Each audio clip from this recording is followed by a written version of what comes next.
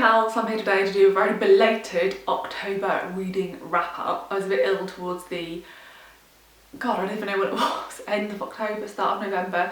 I had a couple of weddings to attend, which was exciting, exciting and nerve-wracking considering the whole, global pandemic situation.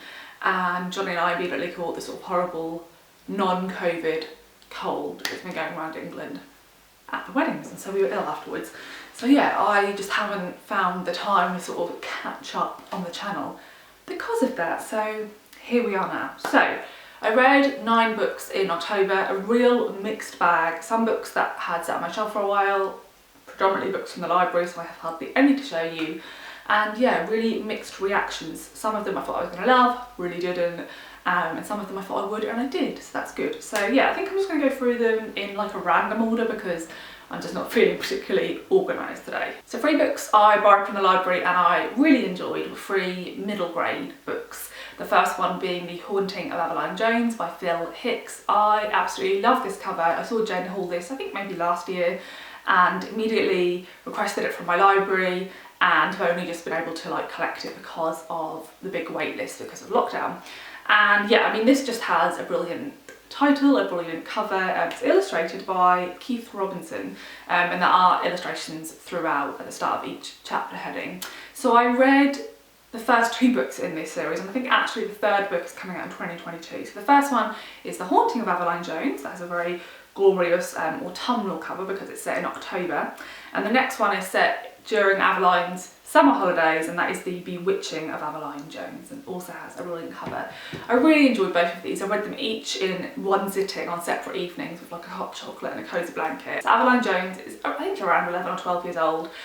She is going to stay with her aunt for October half term. Her aunt lives in sort of a boring seaside town in Cornwall. I think it's called Malmouth, so basically like a rip-off of Falmouth. And there's this weird tradition in the town where everybody puts scarecrows in their garden, but they're quite scary looking scarecrows, and that sort of, it gets a bit more eerie throughout the book. And when Aveline gets there, because she's so bored, she decides that she's going to look into local folklore, I guess, like horror stories, myths, whatever you want to call it. And she makes friends with a local boy whose grandfather runs a bookshop. Grandfather or uncle, not quite sure. And yeah, they sort of become friends, and a sort of scary story, a haunting occurs. So that one is more focused on a ghostly presence. And then in the next book, The Bewitching of Avalon Jones, she goes on a summer holiday in a sort of really remote rural village, and the field at the end of the garden has some standing stones, like a mini Stonehenge, and she finds out that there is history of witches in the area, and some witches were killed in the area many years before, and this sort of quite cunning, tricksy young girl appears, but nobody else seems to know who she is, and she tries to befriend Aveline. So this book is more about witches. I really enjoyed both of them. I gave them both 4 stars. They're really quick reads, they're only a couple of 100 pages. They do feel spooky, but they also feel cosy. I really like Aveline, I like the friend she has in both books, and yeah, I think they're great. And I think if I had read them when I was the target age range, I would have absolutely loved them and given them 5 stars. So definitely recommend both of those.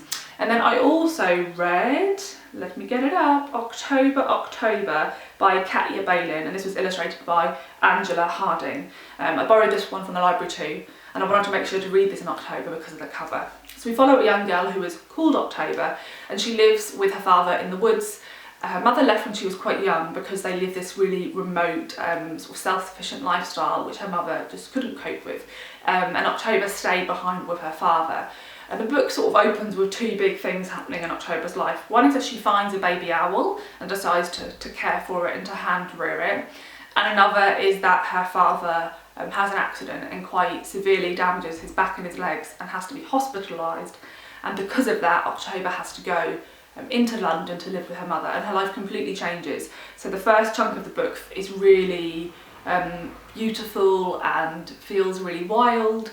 October's very different to other children. She's been homeschooled, she's not used to spending time with children, she's used to talking to adults only, and suddenly her life completely shifts. And what I loved about this one, particularly reading it as an adult, is that you feel for both October and her mother and her father. And yeah, you see some things that happen with the owl, where actually I, you know, again as an adult reader, really sympathised with October's mum, but obviously October disagrees with the choices that are made there. And yeah, I really enjoyed it. I think it has a beautiful edge of wildness, and I think the ending holds true to both life choices. I don't think this book feels judgmental about the idea of people homeschooling their children or deciding to live off grid and all those sorts of things. It just was really beautiful. It made me think of like a Jacqueline Wilson book with an element of wilderness. So if you enjoy Jacqueline Wilson as a younger person, then I'd definitely recommend picking this one up. Okay, so now I'm going to move on to some books that I didn't enjoy anywhere near as much as I hope. I'm not going to talk about them much here because I think once I finish the trilogy I'll do a sort of standalone trilogy spoiler-free review. And that trilogy is the Warrior Bard trilogy by Juliet Marillier, and the first one being A Harp of Kings and the second one A Dance with Fate. These are really covered in cat fluff. I think Albus has been sleeping on them. And yeah, I gave these both 3 stars and I was pretty disappointed in them. I was really hoping these would be like 4.5, 5-star reads, and I purposely waited to buy the whole trilogy and when they were all out because I thought I was going to want to speed through them. And actually they were nice, easy reads, and they're quite comforting, cosy, easy reads. But I felt pretty let down by them. Juliet Marillier writes historical fantasy set, well, this series at least, and a lot of her series are set in sort of like medieval Ireland. Yeah, I just had quite a few issues, disappointments with these 2 books. I will finish the trilogy before the end of the year and do a full series review. You know, I still have my hopes that the 3rd book will be the best, but there's a part of me that feels like it may be the weakest, so we shall see. Then another one that was a bit of a disappointment, and one I borrowed from the library, was The Animals in That Country by Laura Jean McKay. So I've been excited about this book for about a year, and I actually predicted that I would give it 5 stars. Didn't work out, I gave it 2 stars. So, the premise of this book is that we are living in a world, I guess a little bit in the future, opens in Australia, and a virus, I think, is spreading. That means that people have the ability to hear the thoughts of animals, but not in the like Disney style way you would imagine that to be. Actually, because we have a different communication system to animals, and because animals use a lot more body language than we do when talking to their own species, and also like predators or prey of other species, it's super confusing. And so when people get this virus, they're very, very ill, but also it sends a lot of people mad because there's so much information being bombarded at them from like all the creatures. And it progresses, so like the most progressive your condition can be is that you can even hear insects. And obviously there's so many of them everywhere, there'd just be a cacophony of like crazy voices in your head all the time. We follow a older woman who works at a big wildlife park type zoo. She wants to be a ranger, but she is currently driving like the little train and doing like guided tours around the zoo. She is clearly an alcoholic, and she's had quite a messy life, I guess you could say, and she spends a lot of time with her granddaughter. And as the book opens, this virus starts spreading. She's trying to protect her granddaughter, and some shit goes down, which means that she ends up having to sort of travel across Australia while this virus is spreading. And she ends up taking a dingo with her because one of the dingoes from the zoo escapes, and yeah, she sort of goes on this journey with the dingo. The first like 100 pages I was surprised, but I was liking it. The reason I say I was surprised was because I guess I'd heard of the premise of the book and thought that sounded really interesting, particularly as like a commentary about like the things we wouldn't want to hear if we could hear the voices of animals, and like how different we'd be as a species ourselves if we had have been able to communicate with animals. Like, one would hope that the majority of horrific things we have done, we wouldn't have done. Although saying that, we've done horrific things to humans as well, who we can understand, so perhaps not. So I thought that might be interesting, but one thing I will say, and this is a me thing, I am, in everyday life, I am pretty upfront, quite brutal, like I can be pretty vulgar, and explicit, but I don't know if I enjoy that when I'm reading a book. Like swearing and stuff doesn't bother me, that's absolutely fine.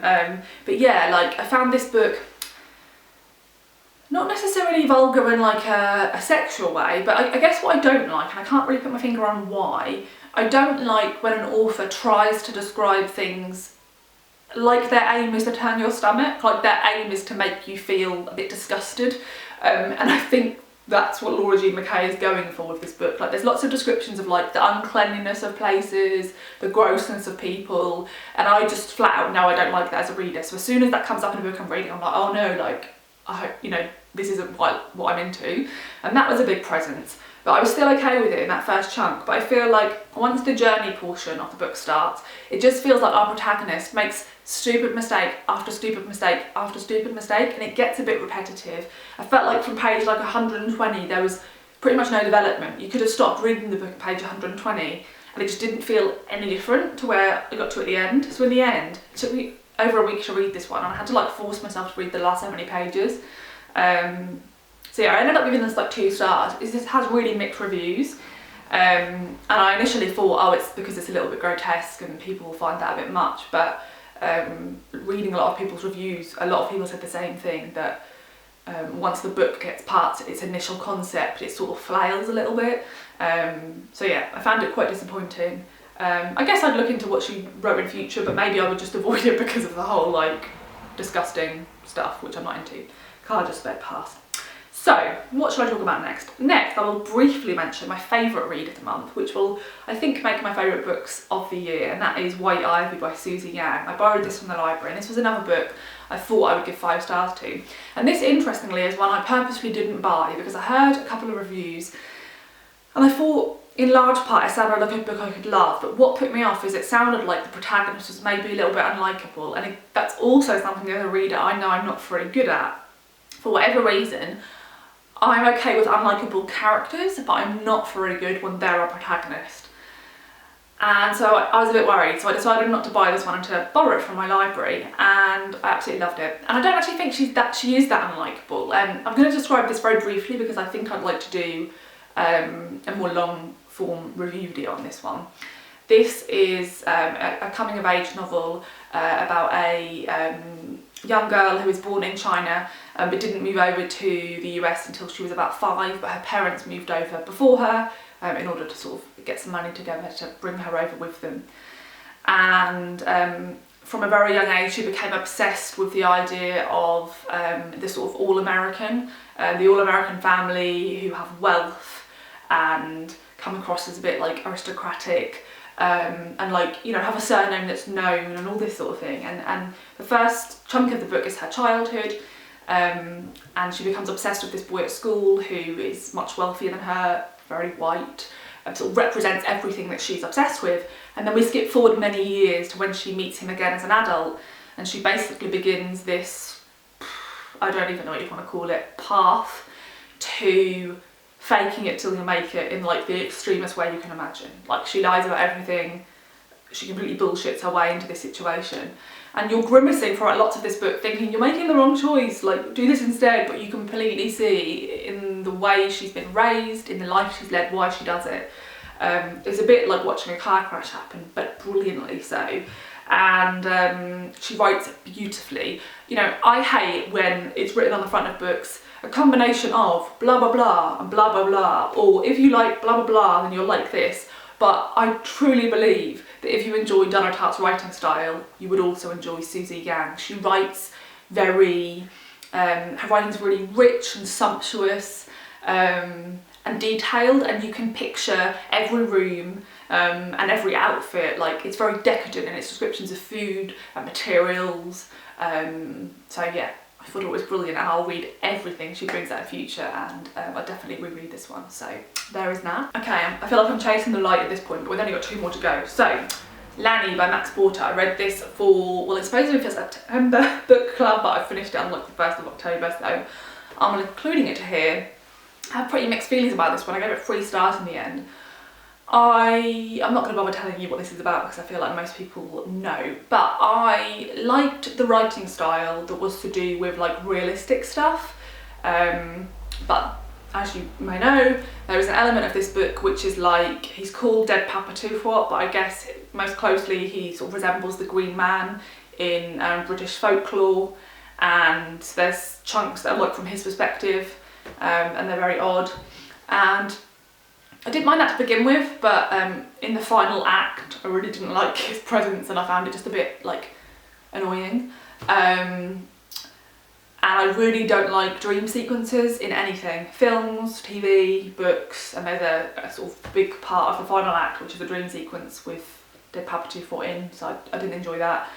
But I really liked the writing style when it wasn't including like the weird shit. I thought he wrote beautifully, and I really liked the commentary in this to do with, I don't want to spoil something, but there's a commentary on this to do with like news and people's fascination with victims and with the way we package a victim, and I thought that was really interesting and a really good commentary. I pretty much felt like this was Reservoir 13 by John McGregor, but with weird stuff, and I preferred Reservoir 13 because it didn't have the weird stuff. I feel like they're super similar books in plot and theme, but this one is just weirder and also shorter. But yeah, if you like this book and you haven't read Reservoir 13, then definitely pick it up, because they're very similar in writing style and plot basically. And then lastly, I only read one non-fiction in October, so thank God for non-fiction November, which is getting me to read a lot more non-fiction. It's probably the least non-fiction I've read in a month all year, and I was quite disappointed. Basically, I tend to listen to a lot of non-fiction on audio, and I've just been really shit the last few months with listening to audio, so it's taken me like 6 weeks to get through like a 10-hour audio book, which is not good for me. So yeah, I really enjoyed this one, but I took too long to read it. And that is My Broken Language, a memoir by Quiara, Alegría, Hudes. And yeah, I really enjoyed this. It's narrated by the author. She does a beautiful job of narrating it. I gave this one 4 stars. I thought it was great. So basically, let me make sure I get this right.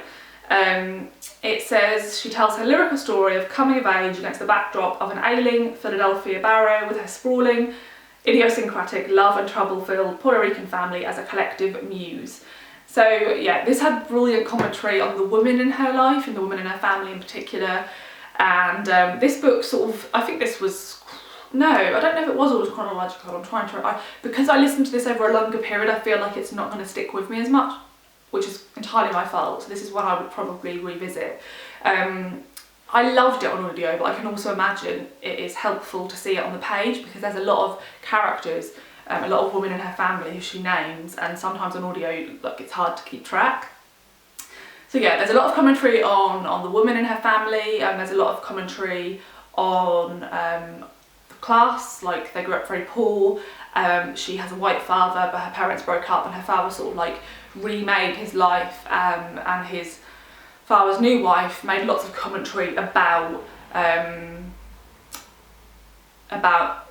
Quiara's family, and sort of accepted Quiara because she could like pass as white. And there's a lot of talk about how much Quiara hates herself in the moments where she like took that passing privilege and like wore it as a cloak, and she like wishes she'd have spoke up. She was very young.